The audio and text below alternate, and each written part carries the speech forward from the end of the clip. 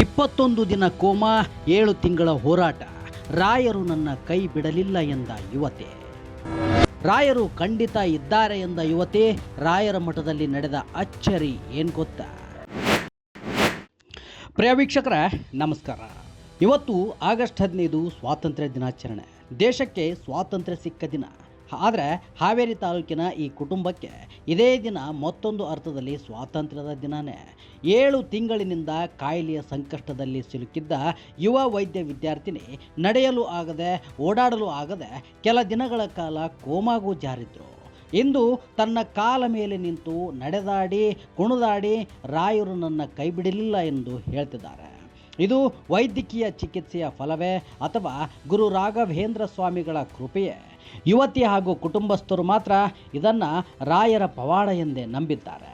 ಹಾವೇರಿ ತಾಲೂಕಿನ ನೆಗಳೂರು ಗ್ರಾಮದ ನಿವೇದಿತಾ ವೈದ್ಯಕೀಯ ಶಿಕ್ಷಣದ ಅಂತಿಮ ವರ್ಷದ ವಿದ್ಯಾರ್ಥಿನಿ.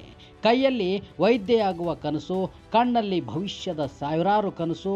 ಆದರೆ ಇದ್ದಕ್ಕಿದ್ದಂತೆ ಎದುರಾಗಿದ್ದು ಗಂಭೀರ ಆರೋಗ್ಯ ಸಮಸ್ಯೆ. ಗಾಬಾಬಿ ಆಟೋ ಇಮ್ಯೂನ್ ಎನ್ಸೆಫಲೈಟಿಸ್ ಎಂಬ ಕಾಯಿಲೆಯಿಂದ ಬಳಲುತ್ತಿದ್ದ ನಿವೇದಿತಾ ತನ್ನ ದೇಹದಲ್ಲಿನ ರೋಗ ನಿರೋಧಕ ವ್ಯವಸ್ಥೆಯ ಅಸಹಜ ಪ್ರತಿಕ್ರಿಯೆಯಿಂದ ತೀವ್ರ ಸಂಕಷ್ಟಕ್ಕೆ ಸಿಲುಕಿದ್ರು ಎಂದು ಕುಟುಂಬಸ್ಥರು ಹೇಳಿದರು. ನಡೆಯಲು ಆಗ್ತಾ ಇರಲಿಲ್ಲ, ಓಡಾಡಲು ಆಗ್ತಿರಲಿಲ್ಲ, ಬರೆಯೋದು ಓದೋದಂತೂ ಆಗ್ತಾನೇ ಇರಲಿಲ್ಲ. ಅಷ್ಟೇ ಅಲ್ಲ, ಹುಬ್ಬಳ್ಳಿಯ ಕಿಮ್ಸ್ ಆಸ್ಪತ್ರೆಯಲ್ಲಿ ಸುಮಾರು 21 ದಿನಗಳ ಕಾಲ ಕೋಮಾ ಸ್ಥಿತಿಯಲ್ಲಿದ್ದರು. ಇತ್ತ ತಂದೆ ತಾಯಿಗೆ ಇದಕ್ಕಿಂತ ದೊಡ್ಡ ನೋವುಂಟೆ. ಮಗಳ ಭವಿಷ್ಯದ ಕನಸುಗಳು ಕಣ್ಣು ಮುಂದೆ. ಆದರೆ ಆಕೆ ಮಾತ್ರ ಜೀವನ್ಮರಣದ ಹೋರಾಟದಲ್ಲಿ ರಾಯರೇ ನನ್ನ ಕೈ ಬಿಡಬೇಡಿ ಎಂದು ಇದೇ ನಂಬಿಕೆಯಿಂದ ಕುಟುಂಬ ರಾಯರ ಮೊರೆ ಹೋಯಿತು. ಹಾವೇರಿ ತಾಲೂಕಿನ ಹೊಸರಿತ್ತಿ ಗ್ರಾಮದ ರಾಯರ ಮಠಕ್ಕೆ ನಿವೇದಿತಾಳನ್ನು ಕರೆದುಕೊಂಡು ಹೋಗಲಾಗುತ್ತೆ. ಅದೇ ಸಂದರ್ಭದಲ್ಲಿ ಮಠಕ್ಕೆ ಆಗಮಿಸಿದ್ದ ಸುಬುಧೇಂದ್ರ ತೀರ್ಥ ಸ್ವಾಮೀಜಿಗಳು ನಿವೇದಿತಾಳನ್ನು ಆಶೀರ್ವದಿಸಿ 5 ವಾರಗಳಲ್ಲಿ ಅನುಗ್ರಹವಾಗುತ್ತದೆ ಎಂದು ಹೇಳಿದರು. ಆಶ್ಚರ್ಯವೆಂದರೆ ಕುಟುಂಬದ ಪ್ರಕಾರ 5 ವಾರ ಕಾಯಬೇಕಾದ ಪರಿಸ್ಥಿತಿಯೇ ಬರಲಿಲ್ಲ. 3 ವಾರಗಳಲ್ಲೇ ನಿವೇದಿತಾ ಎದ್ದು ಓಡಾಡಲು ಆರಂಭಿಸಿದರು. ಒಮ್ಮೆ ನಡೆಯಲೂ ಆಗದೆ ಹಾಸಿಗೆಯಲ್ಲಿದ್ದ ಯುವತಿ ಇಂದು ತನ್ನ ಕಾಲ ಮೇಲೆ ನಿಂತ್ಕೊಂಡಿದ್ದಾರೆ. ನಿನ್ನೆ ರಾಯರ ಮಠಕ್ಕೆ ಮತ್ತೆ ತೆರಳಿದ ನಿವೇದಿತಾ ಅದೇ ಸ್ಥಳದಲ್ಲಿ ಸಂತೋಷದಿಂದ ಕುಣಿದು ಸಂಭ್ರಮಿಸಿದರು. ಕಣ್ಣಲ್ಲಿ ನೀರು, ಮುಖದಲ್ಲಿ ನಗು, ಮನದಲ್ಲಿ ರಾಯರ ಮೇಲಿನ ಭಕ್ತಿ. ತನ್ನ ಅನುಭವವನ್ನು ನೆನೆದು ಕುಟುಂಬಸ್ಥರು ಕೂಡ ಭಾವುಕರಾಗಿದ್ದರು.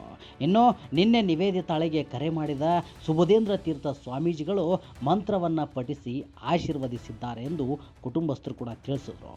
ರಾಯರು ಖಂಡಿತ ಇದ್ದಾರೆ ಹಾಗಂತ ನಿವೇದಿತಾ ಭಾವುಕರಾಗಿ ಹೇಳುತ್ತಾ ತನ್ನ ಬದುಕಿನಲ್ಲಿ ನಡೆದ ಈ ಬದಲಾವಣೆಯನ್ನು ರಾಯರ ಕೃಪೆ ಎಂದು ನಂಬಿದರು. ವೈದ್ಯಕೀಯ ಲೋಕ ತನ್ನದೇ ಆದ ವಿವರಣೆಯನ್ನು ನೀಡಬಹುದು, ಕುಟುಂಬ ತನ್ನದೇ ಆದ ನಂಬಿಕೆಯನ್ನು ಹೊಂದಿರಬಹುದು. ಆದರೆ 7 ತಿಂಗಳ ನೋವಿನ ನಂತರ ಮತ್ತೆ ತನ್ನ ಕಾಲ ಮೇಲೆ ನಿಂತು ನಡೆದಾಡುತ್ತಿರುವ ನಿವೇದಿತಾಳ ಮುಖದಲ್ಲಿರುವ ಆ ಸಂತೋಷ ಮಾತ್ರ ನಿಜಕ್ಕೂ ಭಾವುಕಗೊಳಿಸುತ್ತದೆ. ಕಾಯೋ ಗುರು ರಾಯ ಬಿಡದೆಯನ್ನ ಕೈಯ ಎಂದು ಬೇಡಿಕೊಂಡಿದ್ದ ಆಕೆಯ ಬದುಕಿನಲ್ಲಿ ಇಂದು ಮತ್ತೆ ಭರವಸೆಯ ಬೆಳಕನ್ನು ಮೂಡಿಸಿದೆ. ನೆಗಳೂರು ಗ್ರಾಮದ ಈ ಘಟನೆ ಇದೀಗ ರಾಯರ ಪವಾಡವೆಂಬ ನಂಬಿಕೆಯಿಂದ ಗ್ರಾಮಸ್ಥರ ನಡುವೆ ಭಕ್ತಿಯ ಚರ್ಚೆ ಶುರುವಾಗಿದೆ. ರಾಯರ ಮೇಲೆ ನಂಬಿಕೆ ಇಟ್ಟಿದ್ದ ನಿವೇದಿತಾ ಇಂದು ತನ್ನ ಬದುಕನ್ನೇ ರಾಯರ ಪಾದಗಳಿಗೆ ಅರ್ಪಿಸಿದ್ದಾಳೆ. ಶ್ರೀ ಕರ್ನಾಟಕ, ಹಾವೇರಿ.